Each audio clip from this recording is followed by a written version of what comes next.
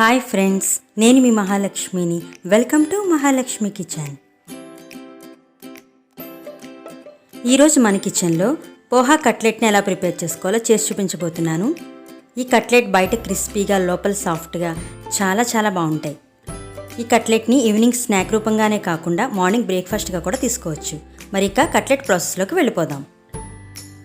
ముందుగా ఒక మిక్సింగ్ బౌల్లోకి 1 కప్పు అటుకులను శుభ్రంగా జల్లించుకొని తీసుకోవాలి. అలా అయితే డస్ట్ పార్టికల్స్ పోతాయి.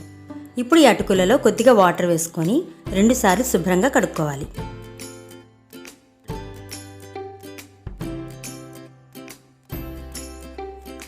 ఇలా బాగా కడిగిన తర్వాత వాటర్ అంతా కూడా వంపేసి మూత పెట్టుకొని 10 నిమిషాల పాటు పక్కన పెట్టుకోవాలి.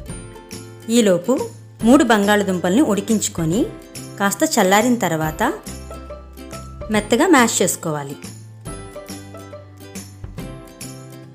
ఇప్పుడు అటుకులు మూత తీసి చూద్దాం.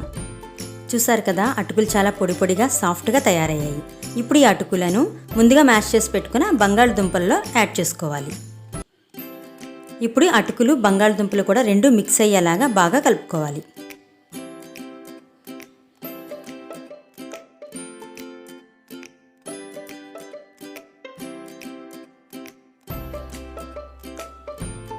ఇలా బాగా కలిపిన తర్వాత దీంట్లోకి 2 ఉల్లిపాయలను చిన్న ముక్కలుగా కట్ చేసుకుని యాడ్ చేసుకోవాలి. ఇంకా కొద్దిగా కరివేపాకును ఇంకా కొత్తిమీరను కూడా చిన్నగా తరుక్కొని వేసుకోవాలి.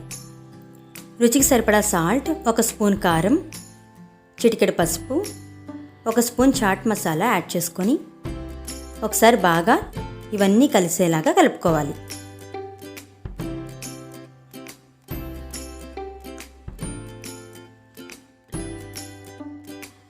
ఈ విధంగా బాగా కలుపుకున్న తర్వాత కొద్దిగా తీసుకొని రౌండ్గా బాల్ లాగా చేసుకొని అరచేతిలో వేసుకొని కట్లెట్ లాగా చేసుకోవాలి.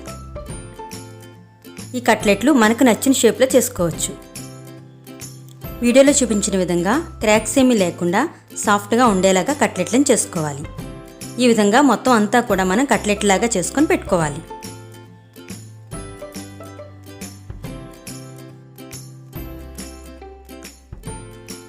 ఇలా అన్ని కట్లెట్లు తయారు చేసుకొని పెట్టుకోవాలి.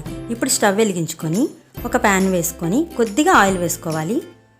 ఈ ఆయిల్ కాస్త వేడెక్కిన తర్వాత స్టవ్ను మీడియం ఫ్లేమ్లోనే ఉంచుకొని ఒక్కొక్క కట్లెట్ వేసుకోవాలి.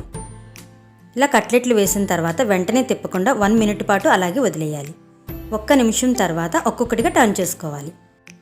చూసారు కదా, ఒకవైపు బాగా వేగాయి. అదేవిధంగా రెండో వైపు కూడా బాగా వేగాయో లేదో ఒకసారి టర్న్ చేసుకొని చూసుకోవాలి. ఇలా 2 వైపులా మంచి కలర్ వచ్చే వరకు ఫ్రై చేసుకొని టిష్యూ ఉన్న ప్లేట్లోకి తీసుకోవాలి.